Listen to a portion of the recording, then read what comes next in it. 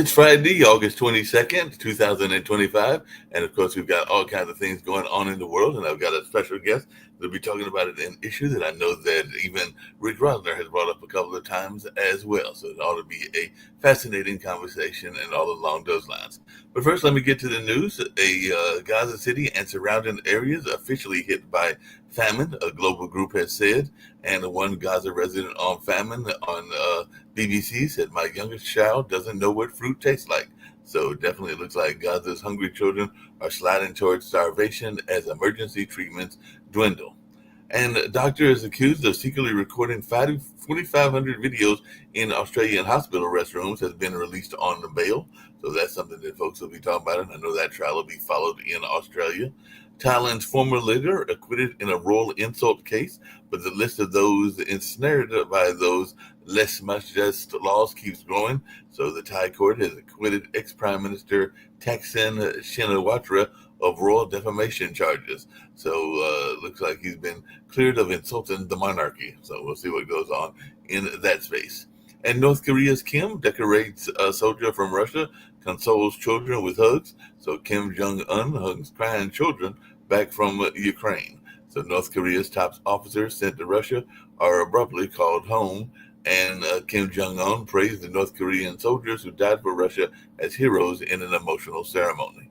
And Gaza City will be razed if Hamas does not agree to our terms, Israel minister says.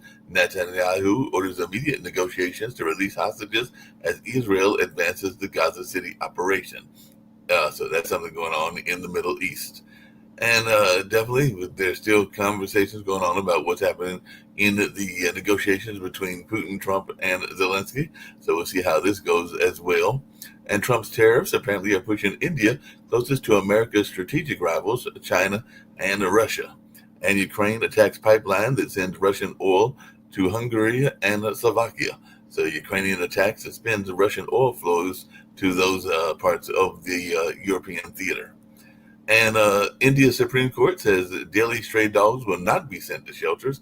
So India scales back plans to remove stray dogs from the streets of Delhi. India's top court revises its stray dog policy after there was a public outcry in that part of the area.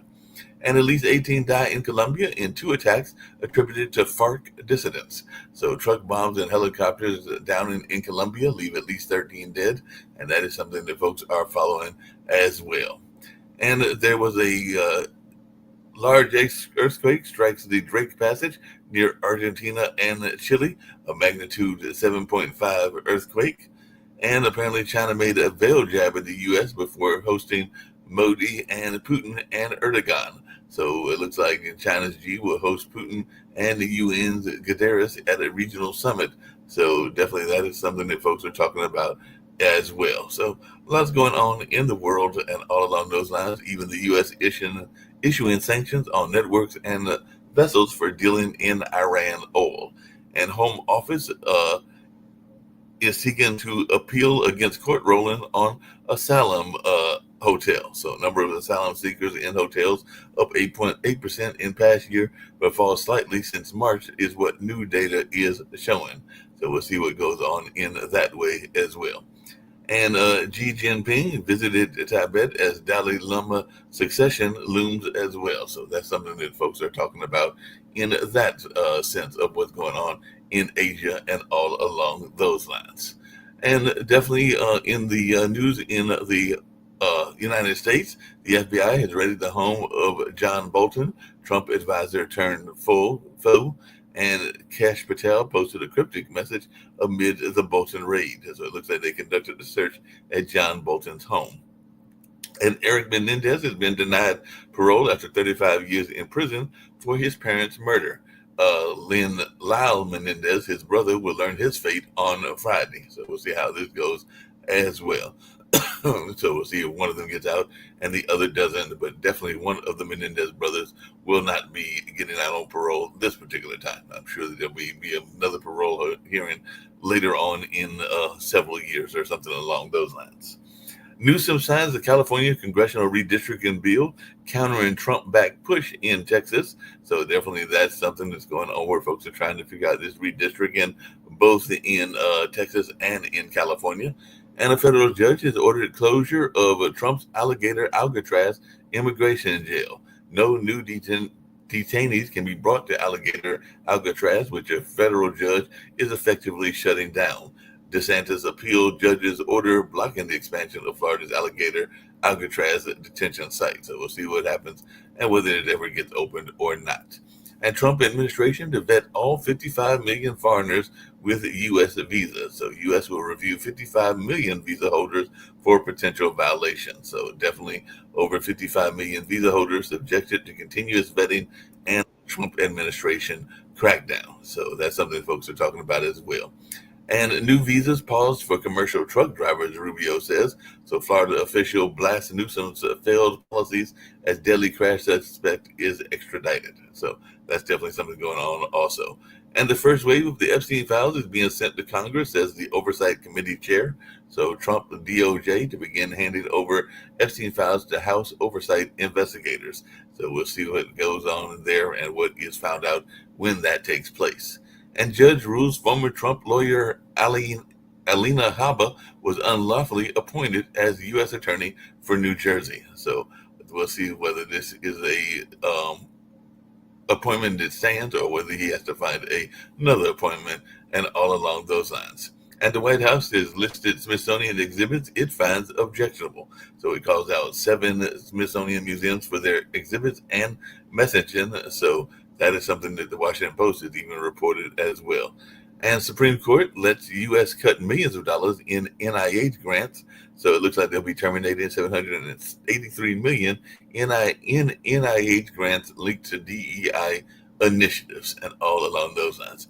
And these DEI initiatives are having an interesting impact. I know that even at the Cultural Arts Center that I work at here in Durham, North Carolina, there was a group that was doing a poetry conference. I think it's coming up in either October or November, and they were looking that they might have to move to our venue because the previous venue that they were at was concerned about the DEI messaging and all along those lines, and because of those conversations was not as comfortable as they were initially in hosting the conference. It was a conference of, I believe, African American and maybe some other minority poets and writers and all along those lines. But I do believe that Kelly Ray and others are finding, possibly even Hayti, another venue and all along those lines. But yeah, a lot of these conversations are having impacts that you don't even realize until you have conversations with friends and acquaintances.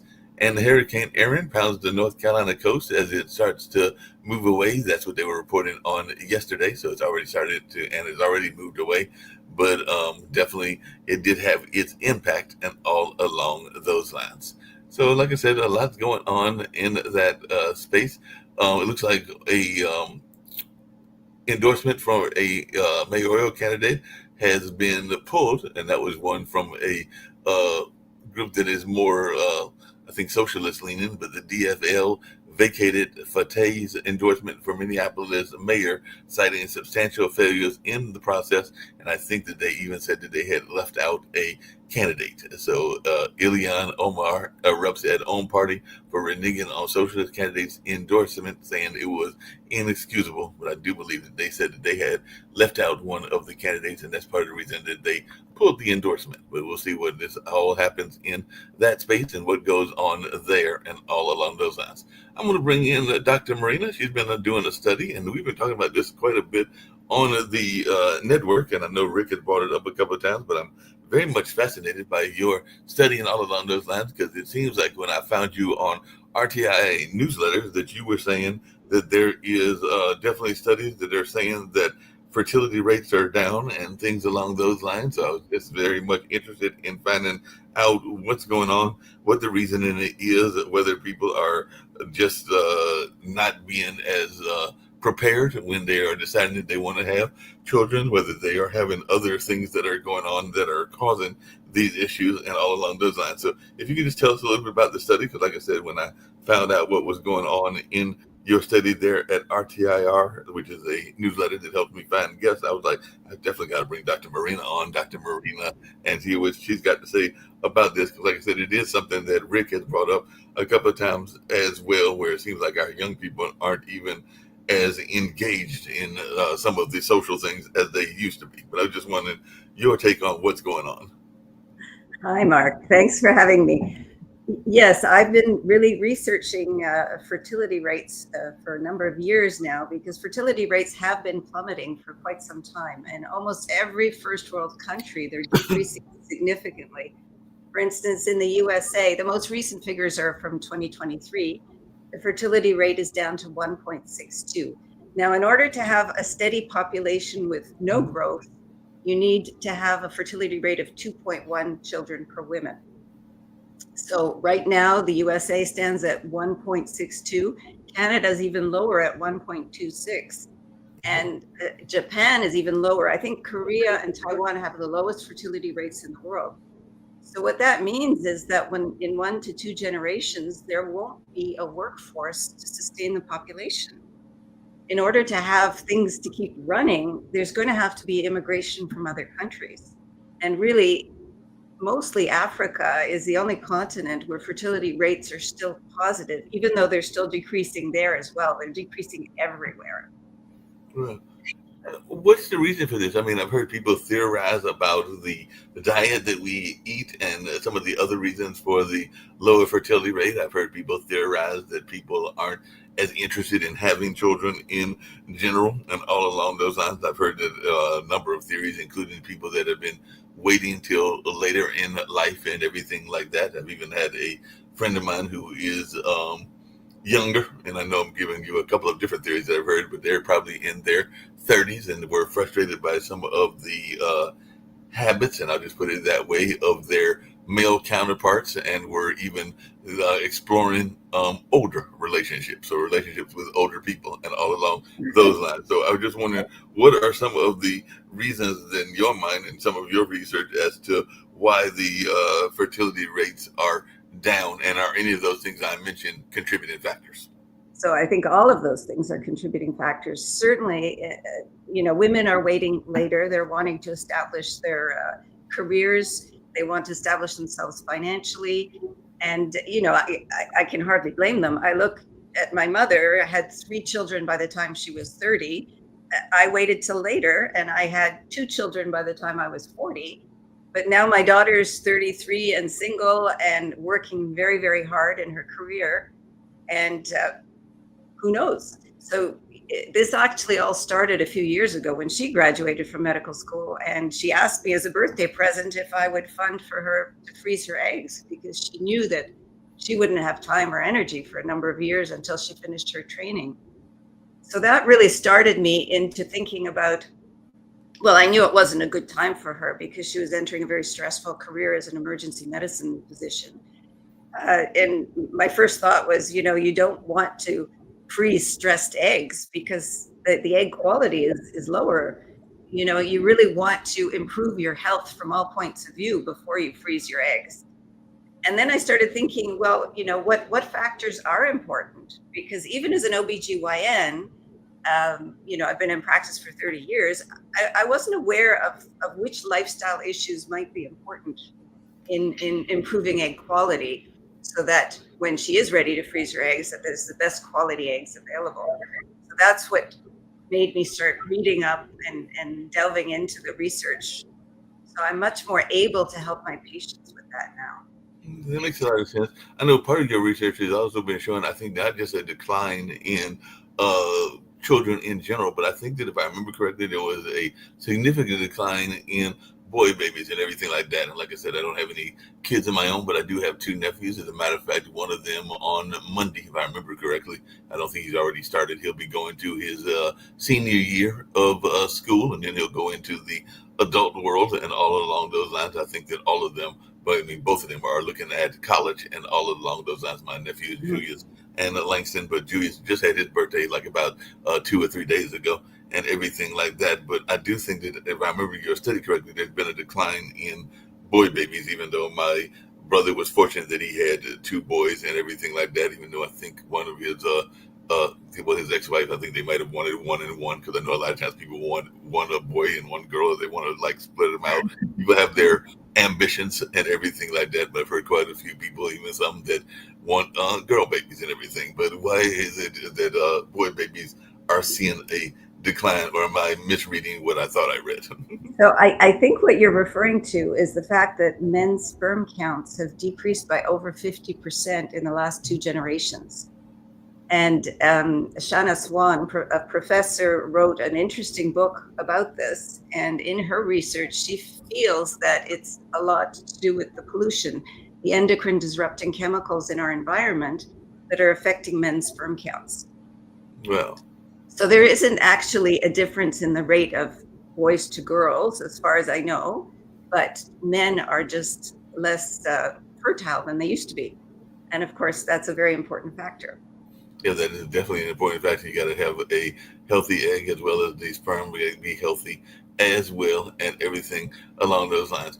Is there any sort of factor in what you just mentioned earlier? Because I have heard, like I said, people that are like your daughter, 33, and even some that are in their early 30s, and even some in their 40s that are deciding to have children later in life. And if I remember correctly, the later you have the children, the more risk that both factors, meaning both the egg and the sperm, can have issues and all along those lines. So I just wanted your take on that. And but then again, you hear about like these Hollywood stars that have children when they're like in their 70s, and then you hear about people that are doing unusual things, like even I think Neo got divorced and is now in a polyamorous relationship with like 4 different people and all along those lines. But I'm just wondering, how much can you deal with or tell us about how important it is to have healthy sperm and healthy eggs, and what can you do to protect it? And is there, because I know a lot of times women have that quote unquote clock ticking and all along those lines and everything like that. So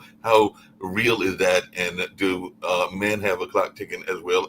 Like I said, I know that the stars that are having able to, sometimes date younger, and sometimes able to do things that allow them to have children well into their late years and everything like that. So sometimes I'm going like, wait a minute, that man's 70, he's 80. I remember him when he was on whatever show and everything like that, but he's having a child and everything like that. So just explain to us some of the health concerns. Absolutely. Age is a factor, especially for women. Fertility rates go down in the 30s. However, women in their 40s are still having children. However, there's an increased risk of genetic problems, and this can be potentially a problem. However, we do have screening for prenatal screening to determine major genetic defects, but there are more subtle problems.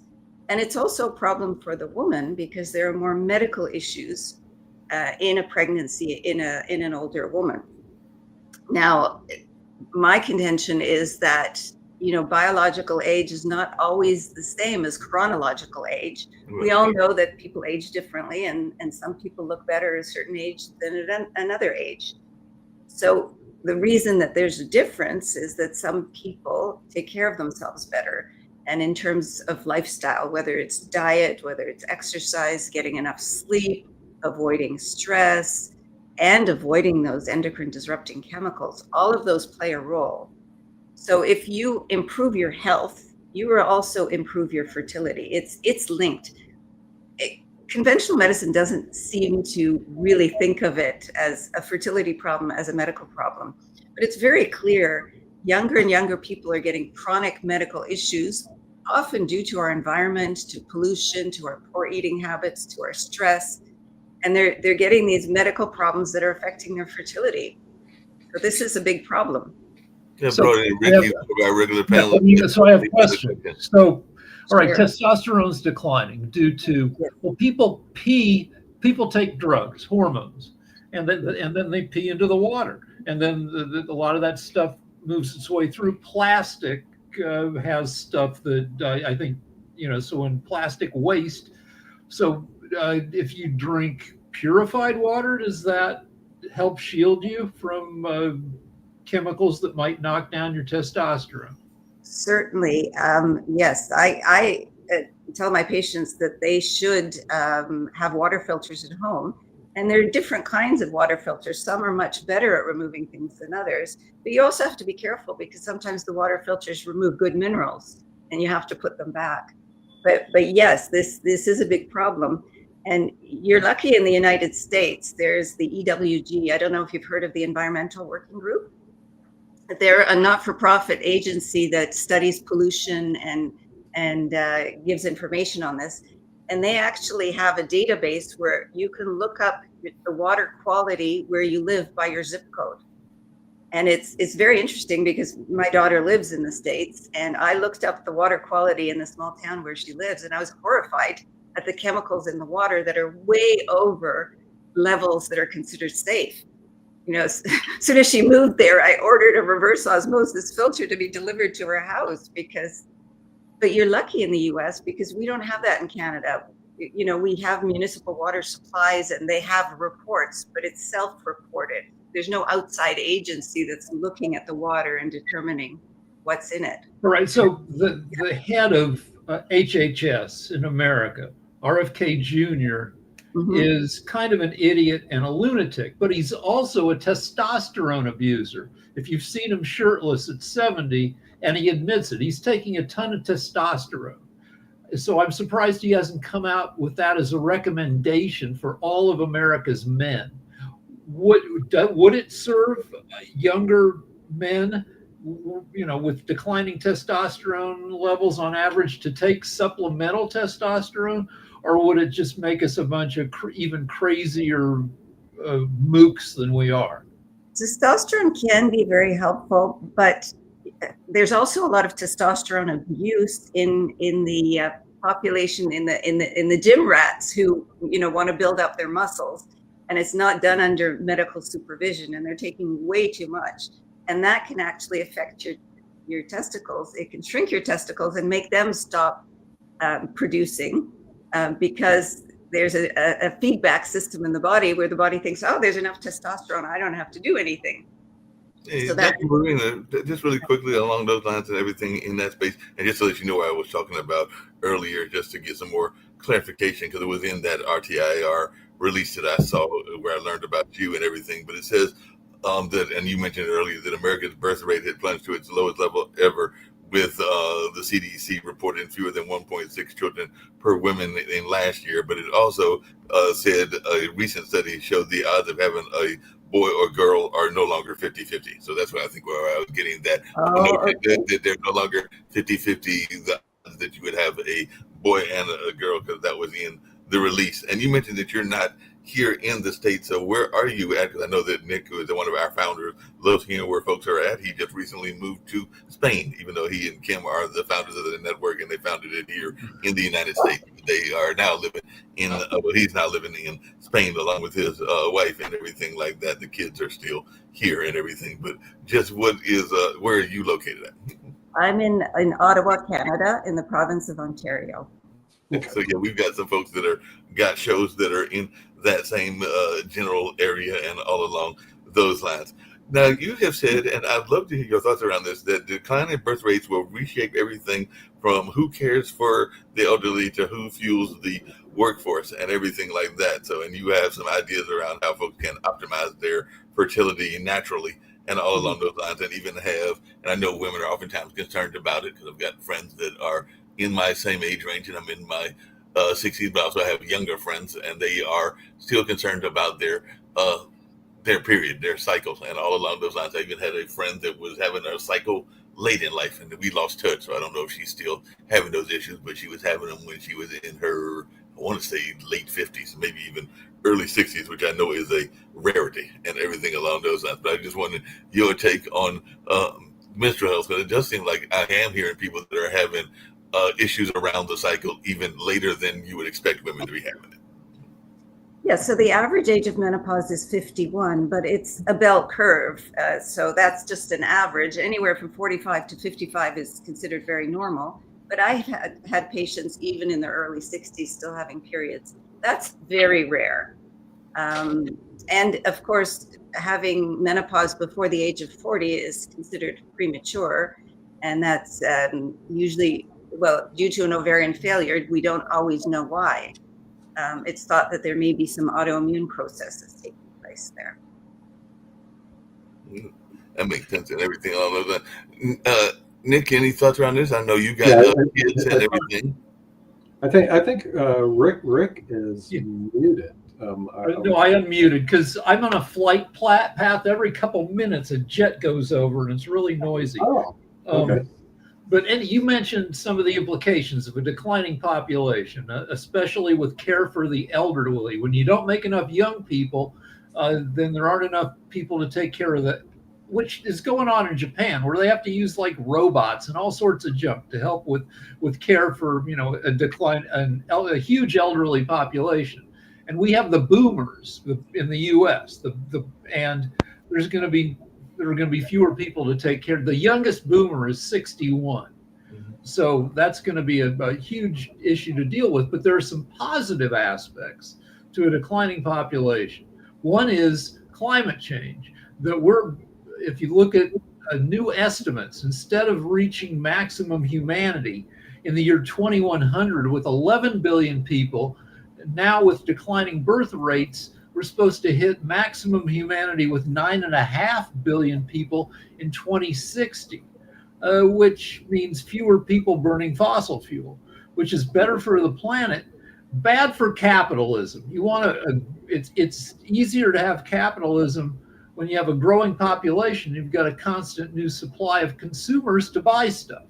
Kimberly had a question as well, and I know it's something that is oftentimes discussed, particularly among women, and she's the other founder of the network along with Nick. But she was asking, should women be concerned that the medical profession does not do a pap smear every year? And I do remember there was a time that used to be almost a regular thing with women, just like the breast cancer test used to be a regular thing as well. And she was saying, speaking of breast cancer, that breast cancer is almost, and she's done some traveling to, almost unheard of in Greece and Albania and everything along those lines. So I just wanted your take on both of those questions, because Kim definitely does a lot of research and she is one of the founders of the network. So are we seeing less of the medical profession doing pap smears, and are there less breast cancer tests?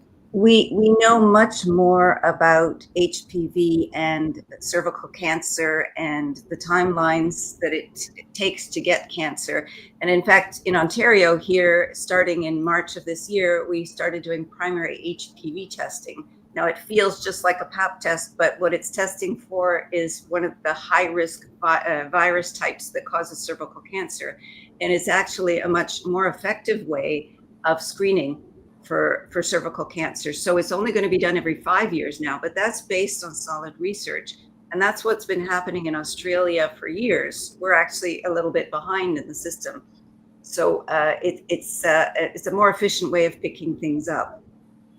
Same deal with prostate cancer, that they're doing less testing because they found out they're getting too many positives for really slow and lazy prostate cancer that won't kill you, and it leads to a bunch of unnecessary medical interventions. But it is distressing, because I used to get prostate tested every year or two.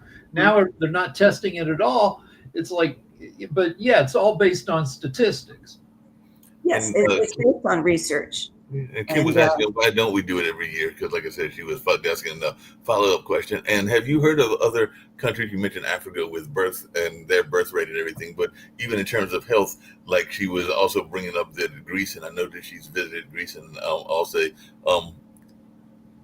Albania and everything along those lines. So are those countries doing a better job on their health and their diets and other things in order to see a decline? Because she said it's almost unheard of. It's been ages since I've done foreign trips, so I don't know if that's for my own testimony, but I can base it on what I hear from people like Kim and Nick and others that go travel regularly. I'm not aware of the statistics in those countries, but really I think a major factor are endocrine disrupting chemicals in breast cancer. And I wonder if it's not an environmental issue. So we're talking about Gen Z, and Gen Z, I mean, in addition to the physical, medical reasons, Gen Z is not as interested in sex as previous generations. There are more virgins per capita in the US under 30 than at any previous time in history. Gen Z isn't even masturbating as much or drinking as much. So Gen Z is so into their devices that they can't be bothered to try hooking up. It's tough we all remember as younger people the efforts we went to make ourselves presentable to the opposite sex so we could eventually, get a girlfriend or a boyfriend. And Gen Z has, to some extent, stepped away from that. Yes. What's your take on that? Because you have a daughter that is in her 30s and all along those lines. I've actually got to tease Nick really quickly in that same line, and this is an aside, and not really about the conversation, but it is an aside. You're frozen. Oh, good. That means he's not going to tease stories that. That means Lamar Odom and all along those lines, because Lamar Odom was actually recently in the news, and he used to be on this network, the former basketball player. But apparently, he went to a store because he wanted to find a sex doll that looked just like his old wife, Khloe Kardashian. So he literally bought one because it looked like her and everything like that. So it's one of our former hosts, and I was like, wait a minute, we had that crazy man on our network at one point or another, but he didn't do that. That was in the news. A whole store. Yeah, what surprised me. So where did your daughter go to school at? She came to the States to go. Where'd you go? She actually went to medical school in the Caribbean, and they do their clinical training the last 2 years in the United States. So she was in Miami to finish, and now she's in. Was it the University of Miami or another university? No, it's St. George's University in Grenada. Okay, and where in the Caribbean did she go? So in Grenada. Yeah. Grenada. Yeah. Oh, Grenada. Okay, right. Yes. I live in Barcelona, but when I lived in the United States, I wouldn't drink the water there because it had nothing to do with the water quality, but it was the water reporting quality that there was. Sometimes it was not really very accurate. So rather than take the risk, we just always bought water and drank bottled water as opposed to buying political water in the United States, because unfortunately the data, and I think we're seeing it right now, that in the United States we have the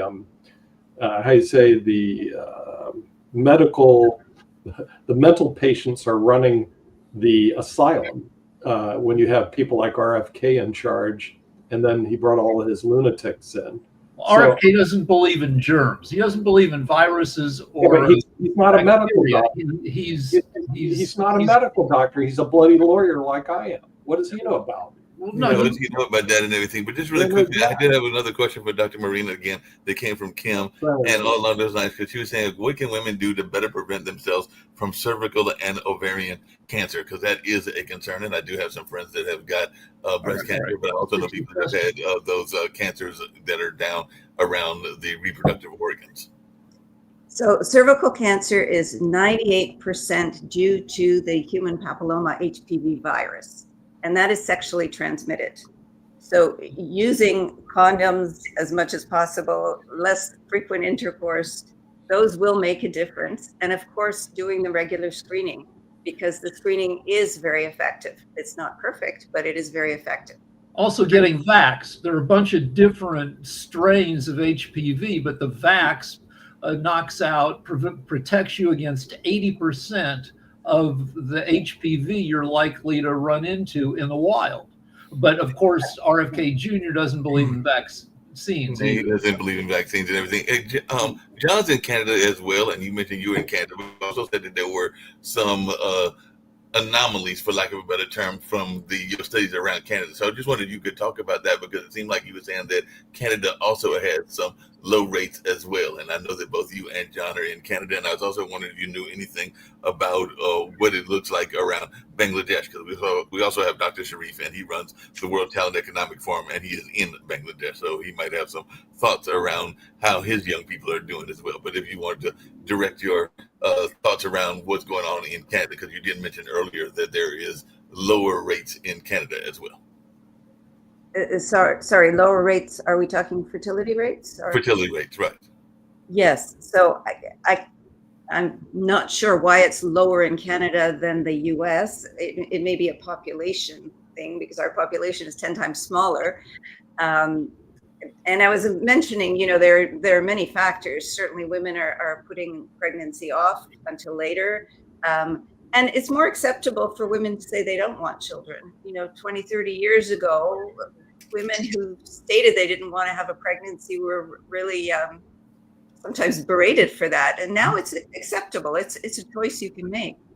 But the financial and economic aspect is the other thing. Nowadays, young people don't have a chance of buying their own home very often. And they worry, will they be able to support a child, because it is very expensive when you add up all the bills. It's certainly, it's certainly a factor in making that decision.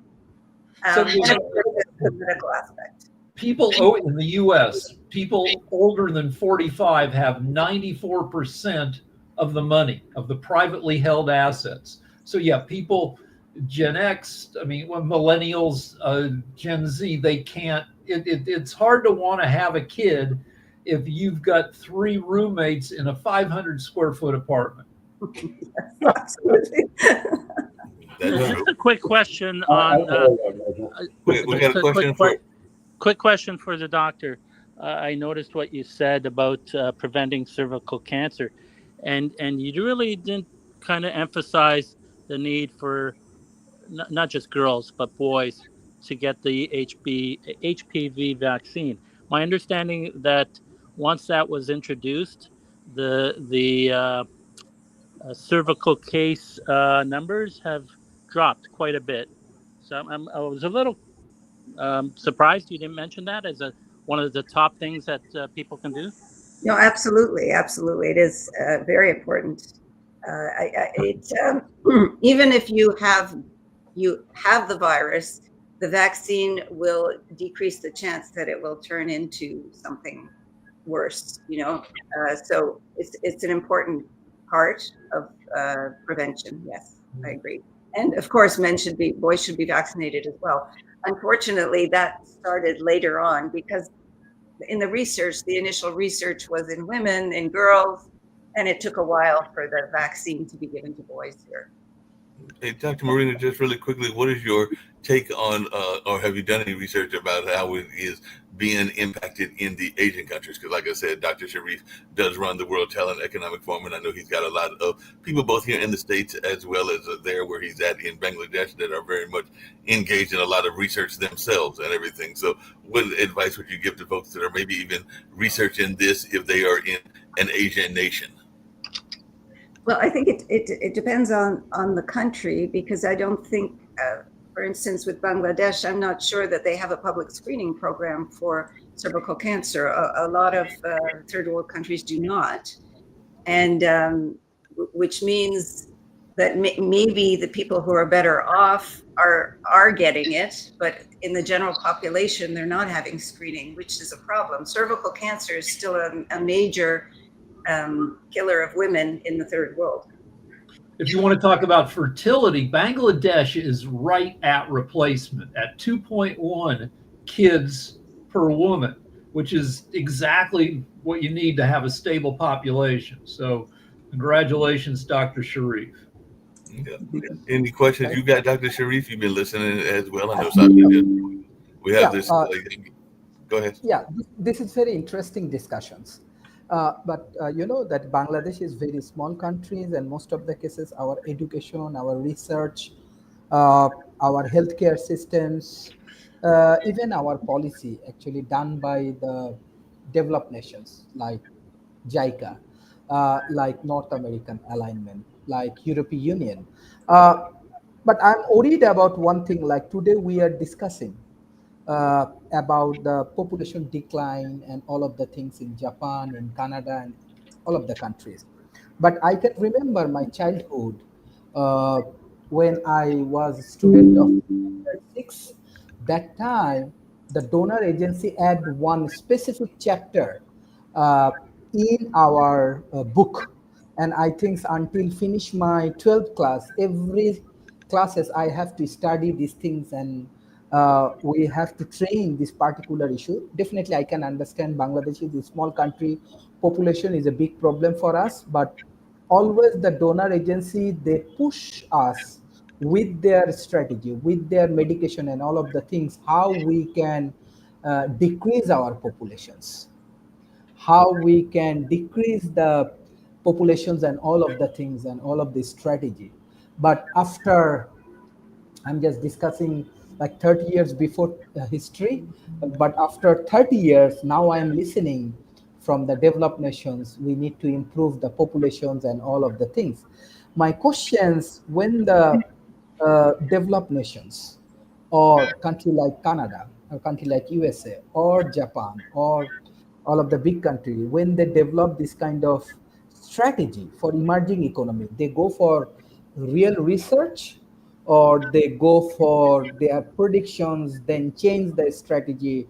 What I'm learning from today's sessions, this is, I'm actually worried. Why 30 years before, millions of Bangladeshi learn how we can go for population decrease. Now I have to listen why population is important for developed nations. Yeah. I think we've recognized that this has been happening for a number of years, but now we're at a crisis point where it's going to be very difficult to maintain the population. And it would be different if the population was more evenly distributed. But now what we're going to have this imbalance of all these elderly people and very few young people. And you need those young people to keep the population, to keep the economy running. Older people are not doing that if they're not working. Yeah, so that's very worrisome. Yeah. Let's say that Japan took 100,000 young people from Bangladesh to take care of their elderly people. Mm-hmm. Recently, they signed a MOU with Bangladesh chief advisor or the prime ministers. So I clearly understand, but I think that for these donor agencies or these developed nations and these developing nations, we need to work together to make a better future. We need to work together to understand the countries and develop policy or strategy. Otherwise, the developed nations donor agencies fund actually wasting money and all of the things. Yeah. Yes. Doctor, do you support incentives for people in their 20s to start having kids? For instance, the Big Beautiful Bill in the U.S. gives families $1,000 if they have a kid, which is ridiculous because it costs about $300,000 to raise a kid to adulthood. And the countries where this works, they get thousands and thousands of dollars in incentives every year to help. And so, do you support programs where the government essentially, pays people to have kids? I really don't think personally that that's a very effective incentive. And it's, as you mentioned, it's not nearly enough money to raise a child. I think we have to be looking at the bigger picture. I think in society, we have to support parents to a much greater degree. And I even think in the future that maybe parenting needs to be a job, a paid job. And we might get to that point where we recognize that it's so valuable to have young people that parents have to be supported to that degree. That's a great idea because AI is going to be taking away jobs, but for the near future, AI cannot have a kid. Dr. Marina, you just brought up an interesting point, and I just thought about this because I remember decades ago, probably when I was in school, and maybe even can't remember if my nephews took a course or not, but there used to be courses literally where there were parenting courses. I mean, they were kind of like part of the maybe health education or things along those lines. It sounds like you're suggesting it'd be a whole course in and of itself. But I do remember people that, young people, they would have a doll that was supposed to simulate what a child would look like and all along those lines, and they would have to take care of it for a period of time and everything like that. It was part of the school system, at least in the 70s and 80s, as I recall, and everything like that. But I don't know if they still have those courses or if that's something that you think would be a great idea. But I do remember there used to be, and I think it's part of health ed, that there would be people that would have this simulated idea of what it would be like to change a diaper, to take care of a baby, and all along those lines. But I don't know if those courses are still active and effective. I think education is extremely important, not only for that, but even for young people, women don't understand their menstrual cycles. Women don't understand, their fertilities, and they have problems such as painful periods or irregular periods, and it's sort of covered up with a birth control pill, and nobody discusses the fact that this may affect their fertility in 10 years when they're ready to get pregnant. So I really believe education is so important, and it has to be at the high school level. Sex ed in the schools has always been kind of taught in the U.S. in a half-assed way because half the families in the U.S. are uncomfortable about kids learning about sex in school. But like all the life skills you need to become part of a couple and maybe parents, it used to be part of the home ec spectrum, where you learn how to budget, you learn how to cook, you learn about what it takes to be part of a household. All that's gone away as education in the U.S. has been starved of money. Yeah, definitely starved of money and everything.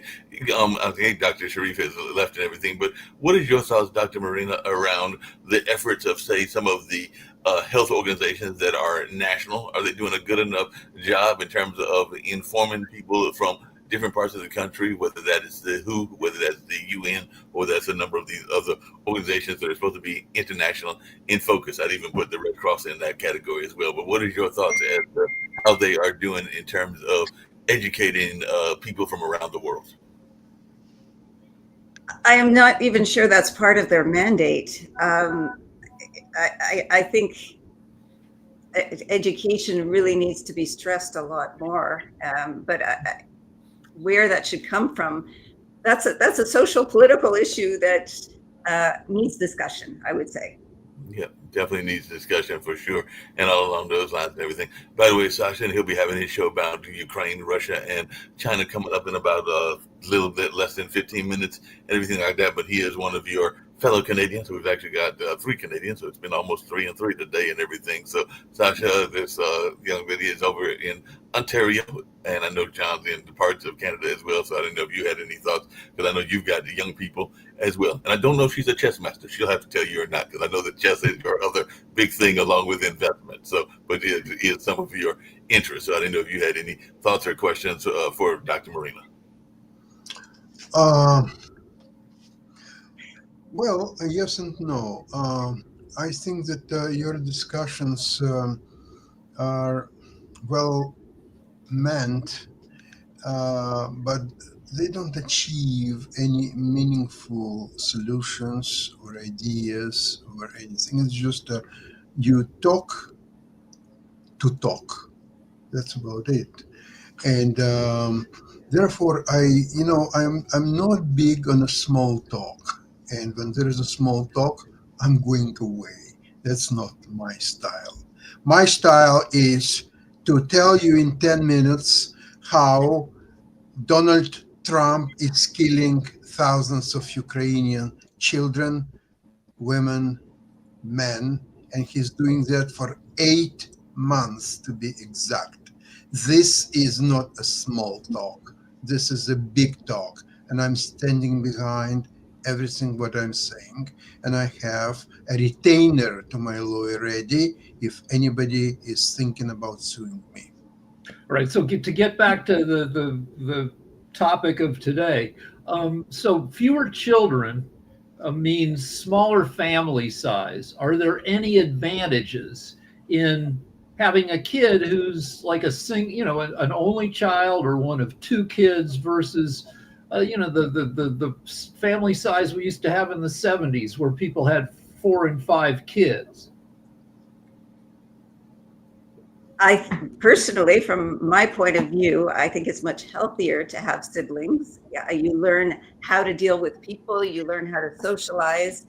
So that is another issue, certainly. But a lot of young families can't afford to have more than 1 child. So I think we're going to see this more in the future. Hey, Dr. Marina, along those same lines, because there was a time that people had multiple children, not just because of the kind of social connection and making sure that socialization, that's the word I was looking for, and everything. But they also had it for practical reasons, because I know that having grew up in rural North Carolina, there were people that had families of, let's say, 8 to 10, in some cases even 13, because it was providing a workforce. They were definitely having multiple kids because they wanted to have somebody that could help them tend to whatever their business was. I mean, not less so in like corporate businesses, but definitely so in like agricultural businesses. So I was just wondering, but that seems like that has gone away. I mean, you don't see as many, as Rick just alluded to, large families as there used to be. But there were times that people did that for a more practical reason. They were trying to make sure that they could have some people that helped them take care of the farm if they had a farm environment and all along those lines. I just wanted your take on that, and I'm sure even your daughter saw that down in Grenada and everything along those lines, because that was definitely a rural area from what I remember. Yes, well, certainly. Of course, child labor laws have changed since then as well. But yes, right. Young children were helping at home. But now that's really not the case, because they can't do what needs to be done in a household. So basically, they're not an asset anymore from that point of view.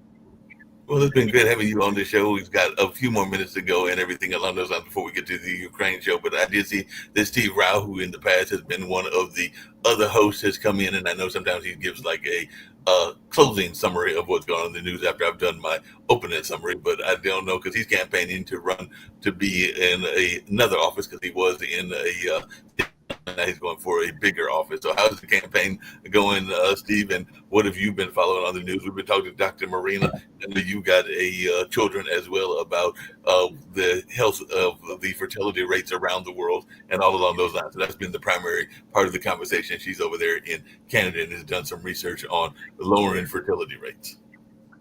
Well, I think, sorry I missed the show today. I was out campaigning, but I think it's a great topic to talk about fertility rates. And I think what's interesting is if you see, for example, India, where my parents are from today, 65% of India is under the age of 35, which is completely opposite than when my parents came in the 1960s to the U.S. So I think as fertility rates go down in Western countries, I think it is an aging population, which affects healthcare, affects the growth potential from a workforce perspective. So I think this is a factor in terms of just India now climbing from number 9 to number 3 economy in the world.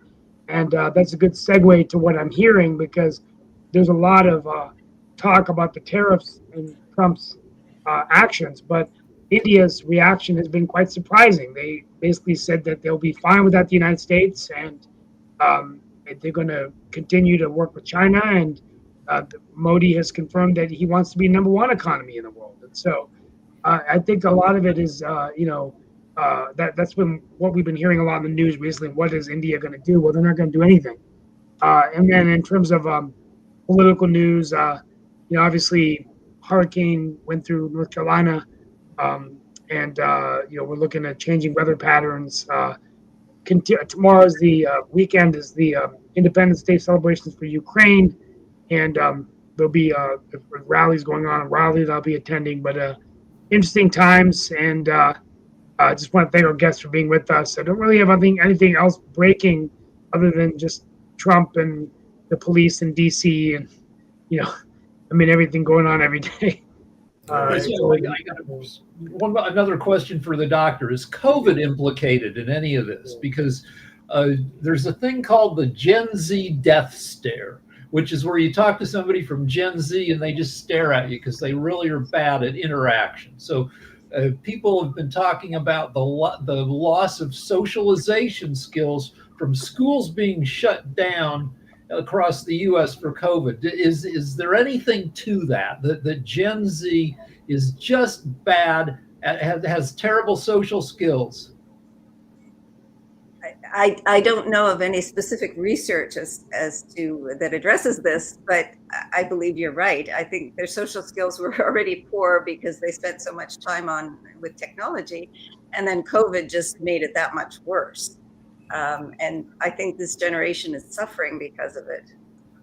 So do we need to offer like classes or programs to address Gen Z's terrible social skills? I mean, when we were young, there was stuff like cotillions and Boy Scouts and Girl Scouts, and more people were involved with their churches. Do we need programs that take people, get them off their phones, and actually make them mix with each other face to face? I think that's a fascinating idea. I think it's absolutely.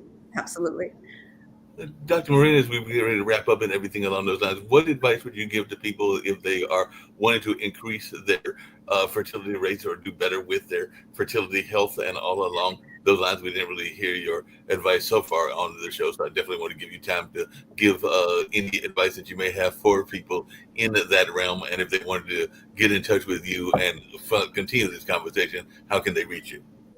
So I actually wrote a book on this topic that is to be published in the next few months called Optimize Your Fertility Naturally, where I look at all of the aspects of lifestyle, diet, exercise, sleep, stress reduction, and avoiding chemicals, and how to improve your health through doing those lifestyle changes, and that will improve your fertility as well. And there's a lot of evidence to support this. So I do have a lot of references to research articles which support doing this. Yeah, Sasha? Generally speaking, having kids, it's very risky. Generally losing preposition, if you will take what you are achieving by having children and what you're losing by having children, there is no even comparison.